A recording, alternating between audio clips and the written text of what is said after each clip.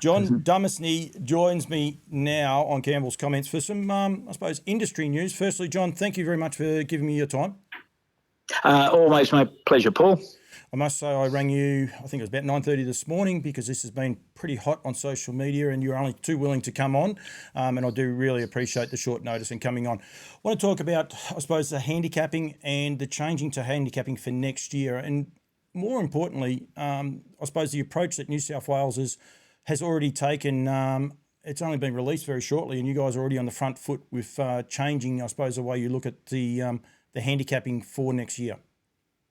Yeah, Paul, but what we've got to remember is we're not doing anything different to what's allowed for in the national handicapping rules. So the excitement that's been out there in the industry, when you only read one single line of a set of rules, you can get yourself into a bit of a turmoil, a bit of a bother. So all we're doing in New South Wales is applying the rules as they've been agreed and as by Harness Racing Australia. So we're just compliant with the rules.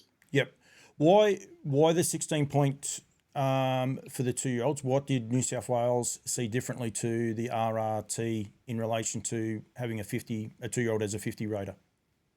Well, we agree with that all horses should start at 50 in New South Wales. But what the rules allow for are individual states to apply these concessions. So we've decided we'll apply a 16-point concession for 2-year-olds, as we already have for 3-year-olds, where we apply an 8-point concession. So we're only working within the rules for what suits New South Wales. Now, what suits New South Wales may not suit the other states, and that's a decision to be made by the controlling bodies in those states. But Harness Racing Australia have done a marvellous job with this, with putting something on the table that gives each of the state controlling bodies options to apply as it best suits them. Do you see that the 8-point that's already been implemented, have you seen huge benefits with that? Like from afar, from my point of view, from afar, and I have a dealings with Wagga, which is just across the border through Nutrient and a few of the other people that I deal with, you seem to get a lot of Victorians now willing to travel to New South Wales and especially to Wagga. One part of that is obviously the prize money increase that you have, but also this 8-point drop back. I know there's a few trainers that have said basically it's a no-brainer for them to take their 3-year-olds across there with the 8-point concession. Well, the benefit of living close to the border is that choice that trainers get. And I take a lot of calls from trainers. I take a hell of a lot of calls from trainers that don't agree with the 8-point concession. But at the same time, I don't hear so much from the trainers who do agree with the 8-point concession because they're using it. It's to what they best sees right for their horses. But at the end of the day, it comes down to we're working within the rules. We went out on some industry forums, some workshops before the 8-point for the 3-year-olds came in, and 90% of the participants in New South Wales that attended those meetings said, we want a concession for the 3-year-olds. We went to Harness Racing Australia in good, open, perhaps robust debate amongst those people. We came up with that situation for 3-year-olds where a state can use a concession. Yep. They can call their own number on the concession points as it best suits them. So then we move forward and we're trying to get uniformity. And the uniformity is that horses will start on 50 points. But we can use these concessions, so that's what we'll do.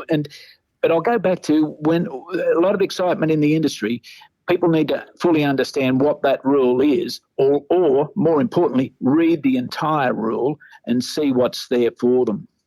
Yeah, and I sat there and just read through them before doing this article, and they, like, the one thing I was pleasantly surprised that each state does have that option. So, it may not suit South Australia to do the same implementation as New South Wales.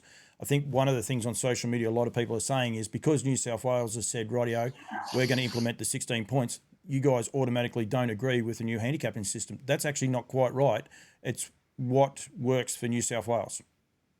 That's correct. We 100% agree with the handicapping system that's been put out by Harness Racing Australia. It's the handicapping system where we're able to sit in the room, we're able to put our points forward, and as a collective, what is there is what is best for everybody, and they can apply it as they do. It's a little bit like we were reluctant in many respects to do anything with the threshold on the points up to $3,000 because we'll use it at Broken Hill, of course, but we're such a close neighbour to South Australia, so we don't really want to affect South Australia with what we do as best we can because South Australia is part of our industry. We need it to be part of our industry, as we need every state to be as strong as they possibly can. Yep. I agree. That's exactly what Campbell's comments does. I bang on. I think, you sit there and hear people say that South Australia is doomed and this, it doesn't have to be doomed if as an industry we can all pick up and try and grow it. And that's one of the things. And in HRA's defence, that's what they're trying to do too, is to actually grow the product in the way that they see it, and that's with facts and figures, and that's where they've come up about it. A lot of people talk with their own investment, if you like, and we get caught out because we've got an investment in something that we love, and that's you can always be a little bit clouded as to how you see things.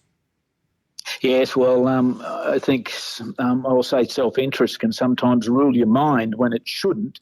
But, we all have our own difficulties, and we also have our own positive points. And it's not for me to say what's really great in Queensland, but we can't accomplish that in New South Wales because of different logistical matters, or likewise in Victoria. You all must deal with what's in front of us and deal with it as best we can. And we've got our strategies in place.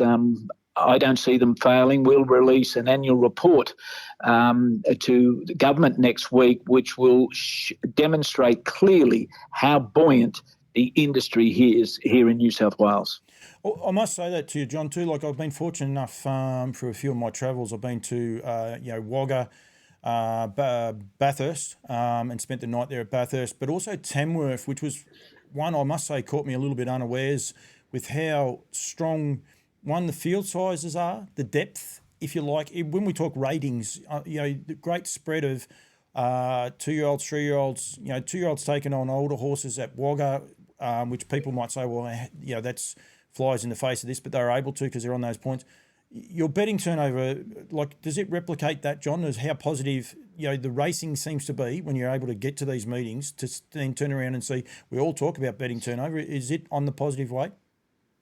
It absolutely is positive, and it all comes down to wagering revenue at the end of the day. We carefully must look at what our policies are, what our racing programs are, what our structures are, and we're driven on wagering revenue. We've got to have that allowance there where what is in other places, not necessarily wagering, a benefit to the industry, and it might be placing some of these race meetings where we place them because it's a better community outcome or an industry outcome. So we do all those different aspects, and we analyse it top to bottom every single day, every single week until we come up with a program. Our issue with programming, though, is that with race dates, they nearly need to be, in some instances, 18 months to 2 years in advance. We've got a wonderful meeting on this afternoon at West Wyalong. I could say for community benefit, that race meeting would be better placed on a Sunday. Yep. However, the difference in wagering is substantial, and congratulations to the club committee, Rod Crow and his team. They've made a decision to benefit the industry overall rather than the club itself. Now, we'll continue to talk with a club like that to see how can we get this medium that makes it good all round for everybody.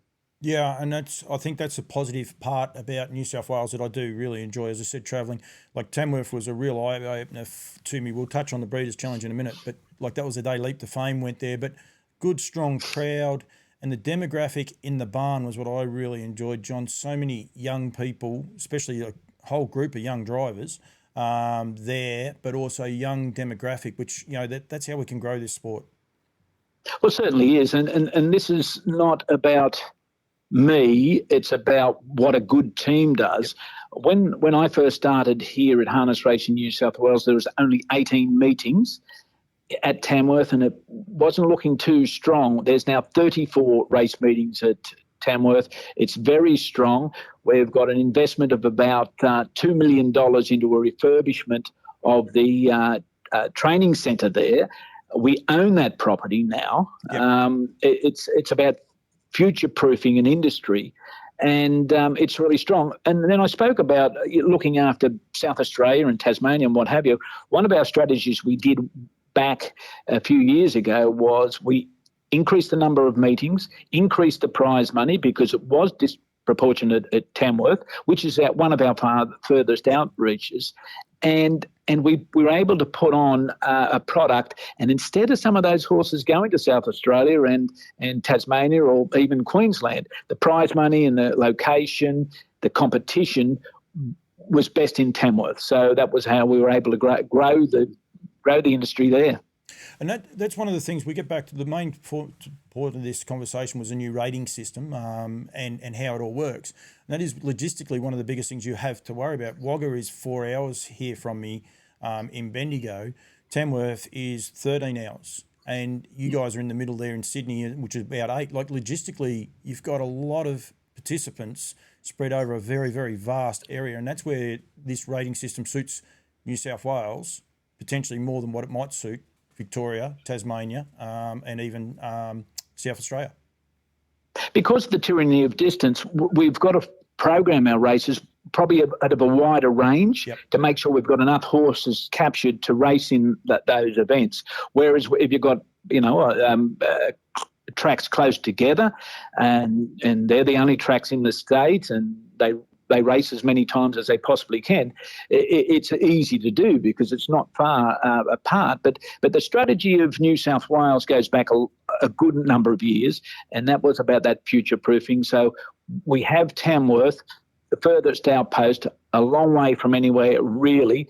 We will have by the end of this year 100 permanent stables on course, a property we purchased, and then we've got Bathurst. We've got a wonderful track there, but by the middle of next year, we'll have 60-odd stables on course. We go down to Wagga, and we're in discussions with the Coolman Council and the government to establish a training centre there. That's about future-proofing the spine of New South Wales. And then we come into the eastern seaboard, and we've got the training centre at Menangle, which is just growing and growing. We just recently bought the water walker facility there so that we control and own that entire property.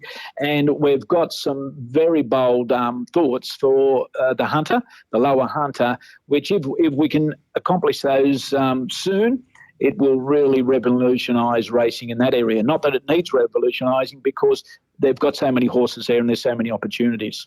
No, I think hats off to you with what you are doing. And I was fortunate enough to be at Bathurst, see what they're doing. I've been to Tamworth as well. I recommend to anyone too, John, I'll become a tourist advisor if you like.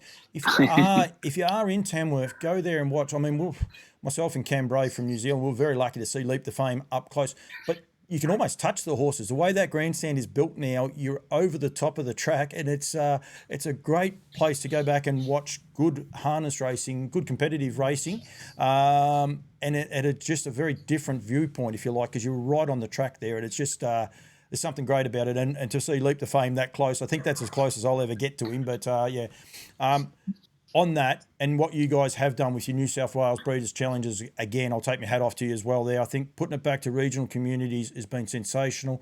Getting horses like Leap to Fame, where Tamworth wouldn't have never seen a horse like him. I think he went 54 and change around that track.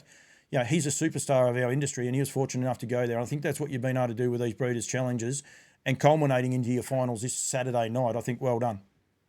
Yeah, well, look at Tamworth, and you had Leap to Fame, and you had Tim's a Trooper, and you had Teddy Disco. Yep. That benefited our Queensland horses. That was the closest trip they could have, and they went there, and it's a good track, and they competed, and it got that crowd there. You don't get to see a horse that's, I would say, nominally the favourite for the Eureka, the Tab Eureka, the world's richest race here in New South Wales next year. But he was there in Tamworth, and that will draw people to the tracks. I fortunately was seeing him there, and then listening to all the vitriol before the Victorian Derby, and I was pretty confident that they were going to get a shock when they saw him at his true best, because he's a lovely horse. Encourage anyone in New South Wales to get to Menangle on Saturday night. I quickly counted up before. What have we got? 6 Group 1s, 5 Group 1s this Saturday night with your Breeders' Challenge for the 2-year-olds and 3-year-olds, plus a cracking field for the Len Smith Mile. It's an awesome night of racing, John. It certainly is, and we've got 2 Group 2s there with the 4-year-olds. We're doing something different there. It was unique. You qualified for the final on time. You chose your barrier on time, and it was intriguing to see what they did. Now, we'll see how it works out with wagering revenue, because, of course, the favourites are drawn very, very well. But, it'll be competitive racing all round. We've got the JC Caffin played for the Indigenous drivers. Now, we're the only racing code across the planet that runs a race for our Indigenous participants. So we're very proud of that, and the club should be congratulated. That's not a one-off race, though, John. That was heats run at 3 different venues. I'm going to go Newcastle, Maitland, and I'm in trouble on the third one, but they'll run at 3 different venues as well to highlight the Indigenous people and what they're able to achieve in our industry. Yes, well, I'm also doing interviews for the Tourism Minister for here in New South Wales, so you'll have to go Newcastle, Parkes and Wagga. So you'll have to do a little bit more work there. But still, no, it was good. And what was great about it, you've got to get these drivers to travel long distances to these tracks, but they're only too willing to. Yep. Because they're representing themselves, they're representing their heritage, and they're representing harness racing across Australia, across the world, really, in flying that banner that they're there. Now, JC Caffin was the champion trainer and driver of the 1950s. And I will say this, and I say this sadly, that it's an indictment on humanity, that his Aboriginality in the 1950s was not something that you put out there. Yeah. And it's great to see we've come all this time, all this distance over, but unfortunately over a long period of time, that we respect we respect everyone in this sport. Doesn't matter whether Indigenous, doesn't matter. Whatever they do, we respect them in this sport. We accept them in this sport, and we promote them in this sport. No, I think well done. And the other race on the night is also, and it fits into with what you are trying to do, the Young Stars Invitational. Both those races are penalty-free too, which it was a little bit interesting to see what HRA had released there, where you've got to apply for that penalty-free racing, but it's not off the table. I was happy to see that it wasn't off the table. It's just more or less, if it's not the Young Drivers or the World Drivers Championships, other than that, you've got to apply for it. But it's great to see both these are penalty-free, which then encourages people to put quality horses in it. You've got a huge night. You've got 5 Group 1s, 2 Group 2s and a Group 3, and yet you've gone and put the Young Stars on at the start of this night to highlight it. And I think well done in New South Wales for showcasing not only the Indigenous drivers, but also the young and up-and-coming drivers of harness racing. And also there'll be some mini-trot races mixed in amongst those. So it's about being what our industry is, from the lowest denominator or the youngest denominator to some of the oldest. John, thank you. Thanks for clarifying the 16 points, because it is what fits with New South Wales. It's not about, just to clarify, it's not about upstaging New South Wales, Victoria or Tasmania or South Australia or Queensland. It's what works for you guys. And that's what you and the board of why you've elected to do this 16 points back for the 2-year-olds. Yeah, most definitely, Paul, and it's about fitting with the rest of the industry, as you say. And what we're doing is exactly what Harness Racing Australia, and congratulations to them for introducing it. No, John, thank you. Really appreciate you giving me the time. I know you're a busy man. You've got a big couple of days. You're even designing hats. Oh, I was privileged enough to hear that earlier. You not only do you wear hats, you're designing hats. So I think you've got a lot on your plate, mate. So thank you very much for giving me 5 minutes. Always my pleasure, Paul. Thank you, John.